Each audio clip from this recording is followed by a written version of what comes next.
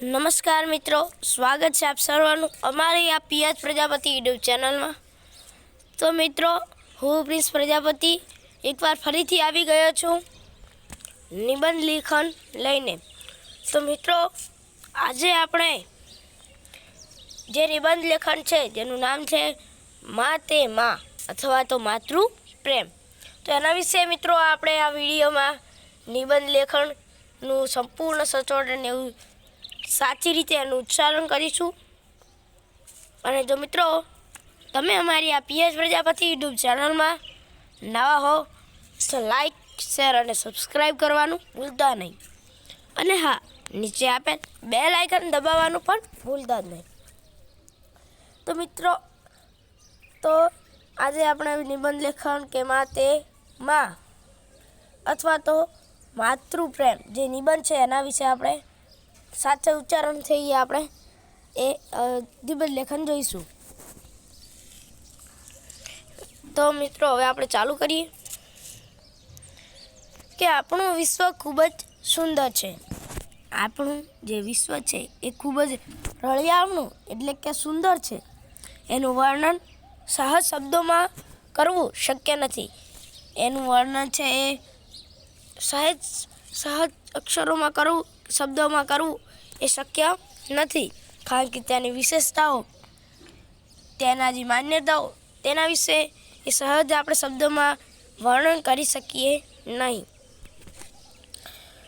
અને આપણા આ વિશ્વને સ્વર્ગ સમાન બનાવવા અતિ મહત્ત્વનો અંશ જો કોઈ હોય તો તે આપણી માતા છે। અને જો મિત્રો, જે આપણું આ વિશ્વ જે રળિયામણું છે, સુંદર છે, એ વિશ્વને સ્વર્ગ બનાવવા, સ્વર્ગને સમાન બનાવવા, હરીભરી સુખીથી બનાવવા જો મહત્ત્વનો ભાગ હોય, અતિ મહત્ત્વનો એટલે કે ખૂબ જ મહત્ત્વનો ભાગ હોય, અંશ હોય, તો તે આપણી માતા છે। માતા એટલે આપણી મા। માતાના ખોળામાં જ સમગ્ર સ્વર્ગનું સુખ સમાયેલું છે। માતાના ખોળામાં, માતાનો જે ખોળો છે એમાં સમગ્ર સ્વર્ગનું સુખ સમાયેલું છે। તમે જો માતાના ખોળામાં બેસો તો તમને સમગ્ર સ્વર્ગનું સુખ હોય તેવું આપણને જોવા મળે છે। એટલે જ તો કહેવાય છે કે જનની અને જન્મભૂમિ સ્વરથી પણ ચડિયાતી છે।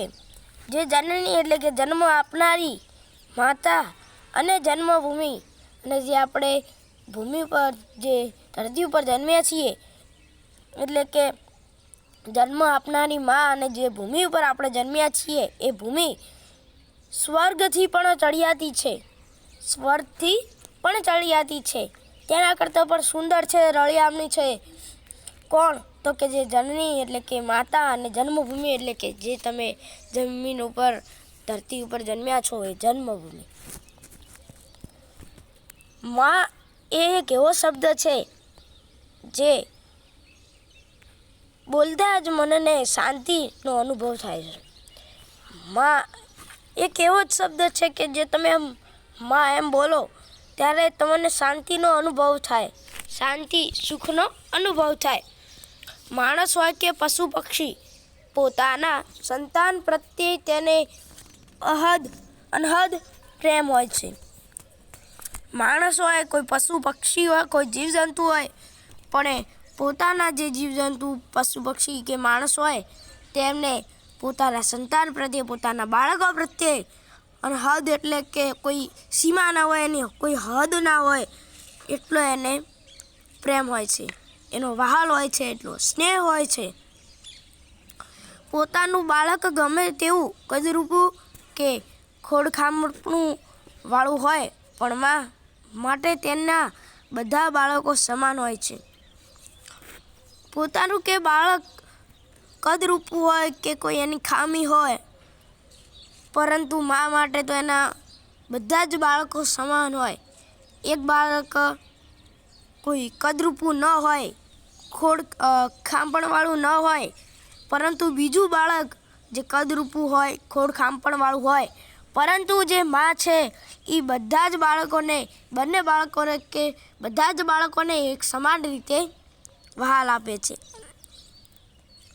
અને માને માટે એ બધા જ બાળકો સમાન હોય છે. માનો પ્રેમ નિસ્વાર્થ અને નિરંતર વહ્યા જ કરે છે.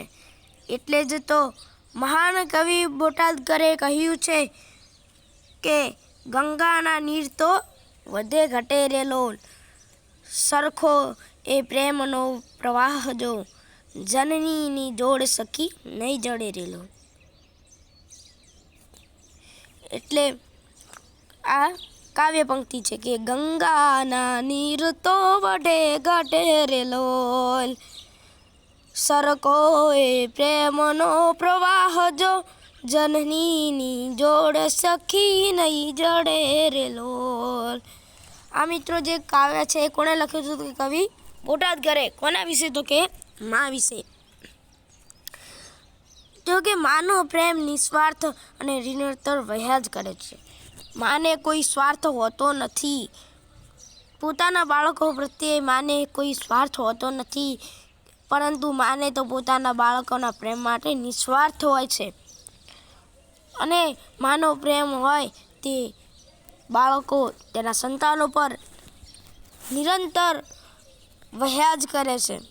એ કોઈ દિવસ અટકી જતો નથી. એટલે જ તો મહાન કવિ બોટાદકરે કહ્યું કે ગંગાના નીર તો વધે ઘટે રે લોલ. મિત્રો આ કાવ્ય છે એ જનની કાવ્યનું છે. જે પંક્તિઓ કે ગંગાના નીર તો વધે ઘટે રે લોલ, સરખો એ પ્રેમનો પ્રવાહ જો, જનનીની જોડ સખી નહીં જડે રે લોલ. ત્યારબાદ મિત્રો કે દુનિયાનું સંતુલન જાળવી રાખવા માટે ઈશ્વરની જરૂર પડે છે. જો આખી દુનિયાનું સંતુલન જાળવી રાખવું હોય તો કોની જરૂર પડે છે? તો કે ઈશ્વરની જરૂર પડે છે. વ્યક્તિના દરેક પળમાં સાથ અને સહારાની જરૂર પડે છે. જો દુનિયાનું સંતુલન જાળવી રાખવું હોય તો કોની? ઈશ્વર એટલે કે ભગવાનની જરૂર પડે છે.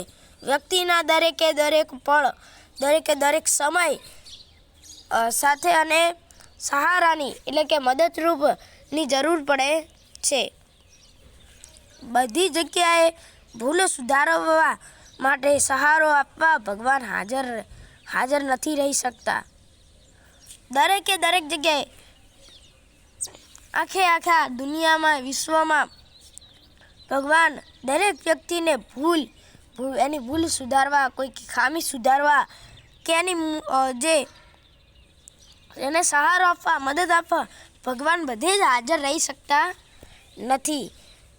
એટલે ઈશ્વર તુલ્ય માને આપણી વચ્ચે મોકલી છે. એટલે તો ઈશ્વરે આપણી બધાની વચ્ચે માને મૂકી છે કે જે આપણને ભગવાનની સમાન ભૂલ સુધારી શકે, સહારો આપી શકે. કારણ કે ભગવાન એ દુનિયાની દરેક જગ્યાએ જઈ શકતા નથી. તે માટે ભગવાને કોને મૂકી છે? તો આપણી વચ્ચે માને મૂકી છે. તો કે જે ઈશ્વરની માફક દરેક મુશ્કેલીમાંથી આપણને બહાર કાઢવા પોતાનો જીવ રેડી દે છે. કે જે માં છે, જનની છે, એ ઈશ્વરની માફક એટલે ઈશ્વરની સમાન આપણી દરેક મુશ્કેલીમાંથી આપણને બહાર કાઢવાનો પોતાનો જીવ રેડી દે છે. આપણી મદદ કરવા, આપણી મુશ્કેલીમાંથી બહાર કાઢવા માટે માં પોતાનો જીવ રેડી દે છે. જીવ રેડવો એટલે પૂરી લગનથી કામ કરે છે. આપણે આ દુનિયામાં આવ્યા ન હોય તે પહેલાં માતાની જવાબદારી ચાલુ થઈ જાય છે. આપણે આ દુનિયામાં આવ્યા ન હોય, આપણે જ્યારે આ દુનિયામાં આવ્યા ન હોય તે પહેલાં જ માતાની જે જવાબદારીઓ હોય, જે કામ હોય, એનો જે જવાબદારીઓનો બોજ હોય એ ચાલુ જ થઈ જતો હોય છે. 9 મહિના સુધી તકલીફ વેઠી પ્રસૂતિની અસહ્ય પીડા સહન કરે છે. જે માતા છે એ 9 મહિના સુધી જે તકલીફ મુશ્કેલી વેઠે છે અને પ્રસ્તુતિની અસહ્ય એટલે જેનું સીમા ન હોય, અસહ્ય પીડા સહન કરે છે. એની મુશ્કેલીના સામે સામનો કરે છે એટલે પીડા સહન કરે છે. ત્યારે આપણે આ દુનિયામાં આવીએ છીએ. ત્યારે જ તો મિત્રો આપણે આ દુનિયામાં આવીએ છીએ. તે વગર આપણે આવી શકતા નથી. પોતે ભીનામાં સૂઈ આપણને સૂકામાં સુવડાવે છે. મા છે જે જનની છે એ પોતે ભીનામાં સૂવે છે અને જે બાળક તેના સંતાનો હોય, તેના બાળકો હોય, તેમને તે સૂકામાં સુવડાવે છે. એટલે કે જ્યાં ભીનાવાળી જગ્યા ન હોય ત્યાં સુવડાવે છે. માનો જીવ પોતાના બાળકમાં હોય છે. માનો જીવ તો પોતાના બાળકમાં જ હોય છે. બાળક આમ જાય તો માને એમ થાય કે મારું બાળક અહીંયા ગયું છે. એ રીતે માનો જીવ તો પોતાના બાળકમાં એટલે કે સંતાનોમાં જ હોય છે. તેને તકલીફમાં જોઈ માતાનું મન વ્યાકુળ થઈ જાય છે. તેને જોઈ એટલે કે બાળકને, સંતાનને જોઈને જે માતા એટલે કે જનનીનું મન વ્યાકુળ થઈ જાય છે, એટલે કે દુઃખી થઈ જાય છે. આપણે બોલતા પણ ન શીખ્યા હોય ત્યારથી આપણા મનની દરેક વાત માં જાણતી હોય છે. આપણે જ્યારે નાના હોઈએ, નાની ઉંમરના હોઈએ ત્યારે આપણે બોલતા ન શીખ્યા હોઈએ, કારણ કે જ્યારે આપણે નાના હોઈએ ત્યારે બોલતા ન શીખ્યા હોય, પરંતુ જે આપણા મનની વાતો છે, આપણા મનની જે દરેક વાતો છે એ કોણ? માં જાણી લેતી હોય છે. સૌથી પહેલાં આપણે કોઈ સાથે લાગણીથી બંધાયા હોય તો તે માં જ છે.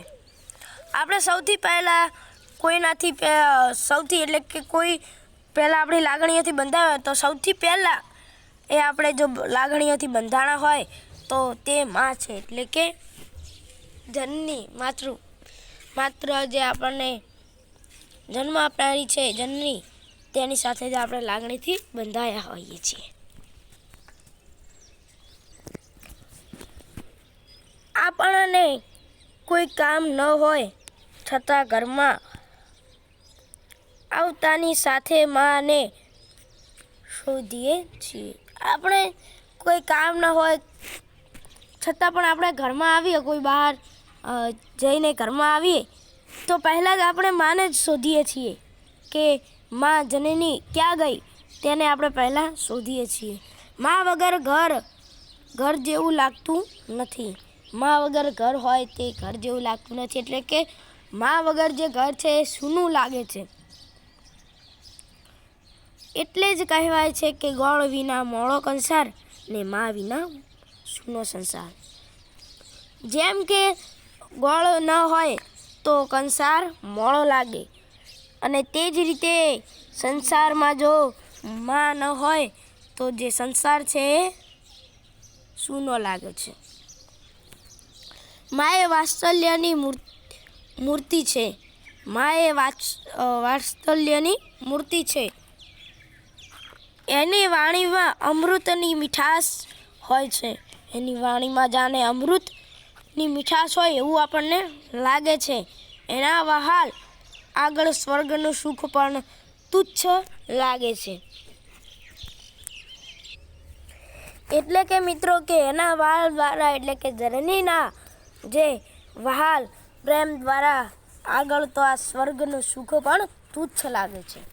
જેટલું સ્વર્ગમાં સુખ મળે તેનાથી પણ બમણું સુખ તો આ માતાના જે વહાલનું હોય છે. માના ચરણોમાં જ સ્વર્ગ સમાયેલું છે. માના ચરણોમાં જ સ્વર્ગ સમાયેલું હોય છે. સ્વર્ગની બધી જ ખુશીઓ એ માના ચરણોમાં સમાયેલી હોય છે. દુનિયાના દરેક સંબંધોમાં માં સાથેના સંબંધ પવિત્ર અને પૂજનીય છે. દુનિયામાં દરેક સંબંધો હોય, જેમ કે ભાઈ બહેન હોય, ભાઈ બહેનનો સંબંધ હોય, એવા અનેક સંબંધ હોય, કાકા કાકીનો સંબંધ હોય, પરંતુ જે દુનિયામાં દરેક સંબંધોમાં મા સાથેનો સંબંધ એક પવિત્ર છે અને જે પૂજનીય છે. માની તોલે દુનિયાની કોઈ પણ વ્યક્તિ આવી શકતી નથી. માની તોલે એટલે કે માની સમાનતામાં આજ સુધી કોઈ વ્યક્તિ તુલનામાં આવી શકતી નથી કે જે મા જેટલો માની સમાન પ્રેમ આપી શકે, વહાલ આપી શકે અને સ્વર્ગ જેવું સુખ આપી શકે. ત્યારે તો એટલે કહે છે કે એટલે તો લોકોએ કહ્યું છે કે મા તે મા ને બીજા બધા વગડા નાવા. જે મા છે એ તો મા જ છે અને બીજા બધા તો વગડા નાવા છે. મા છે આપણને સાચો પ્રેમ કરે, પરંતુ જે બીજા લોકો છે એ માની સમાન કોઈ પ્રેમ સ્નેહ આપી શકતા નથી. કોની તો કે માની સમાન. માટે આપણને માતાને દેવ માની એનું સન્માન કરવું જોઈએ. એટલે મિત્રો આપણે જે આપણી માતા જનનીને દેવ સમાન માની એનું સન્માન કરવું જોઈએ. એનું આપણે જે સન્માન કરવું જોઈએ, એની વાતોને ટાળવી જોઈએ નહીં, એના સામે બોલવું જોઈએ નહીં, કારણ કે જે જન્મ આપનારી છે મા એ મા છે. અને પૂર્ણ ભાવથી સેવા કરવી જોઈએ. અને માતા એટલે કે જનનીની આપણે જે પૂર્ણ ભાવથી સેવા કરવી જોઈએ. એનો જો કોઈ મુશ્કેલી પડે તો એના મુશ્કેલીના સમયે માતાની સેવા કરવી જોઈએ.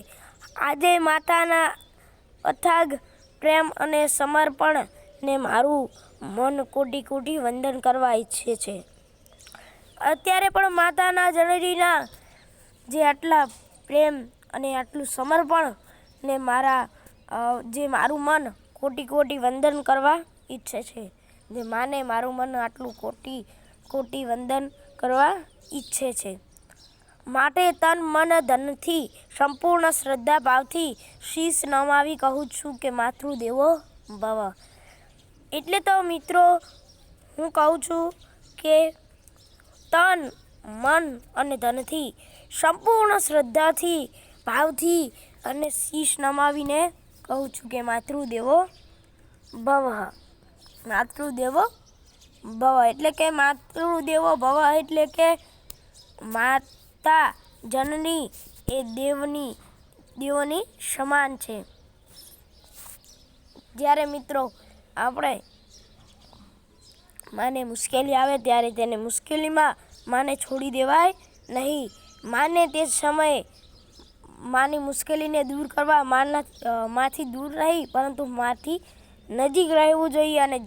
અને જેથી આપણે માતાનું દુઃખ એ લઈ લેવું જોઈએ, એનો બોજ લઈ લેવો જોઈએ. એમ જ એક વાર્તા હતી કે એક સ્ત્રી હોય છે અને તેના જે એક દીકરો હોય છે, 4 સ્ત્રીઓ હોય છે. એટલે એમના દીકરા વારા પરથી આવે છે પણ એમનો માનો જે કડુલો ઉપાડીને જતી હોય છે તે લેતા નથી.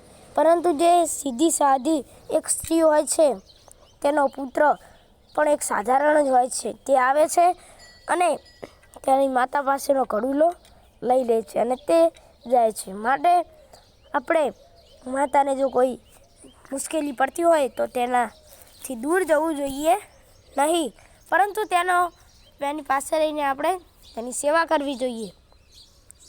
તો મિત્રો આજે આપણે જે માતૃપ્રેમ એટલે મા તે મા વિશેના આપણે જે અત્યારે સાચા ઉચ્ચારણ સાથે નિબંધ લેખન આપણે જોયું કે જેમાં માતાના વિશે ઘણું બધું સમજાવવામાં આવ્યું હતું. અને મિત્રો એમાં ઘણી બધી જે પંક્તિઓ છે જે કવિઓએ લખી છે તે પણ અત્યારે આપણે આ વિડીયોમાં જોયું. તો મિત્રો જો તમે અમારી આ PH પ્રજાપતિ યુટ્યુબ ચેનલમાં નવા હો તો અમારી આ PH પ્રજાપતિ યુટ્યુબ ચેનલને લાઈક શેર અને સબસ્ક્રાઈબ કરવાનું ભૂલતા નહીં. નીચેનું બેલ આઇકન દબાવવાનું ભૂલતા નહીં.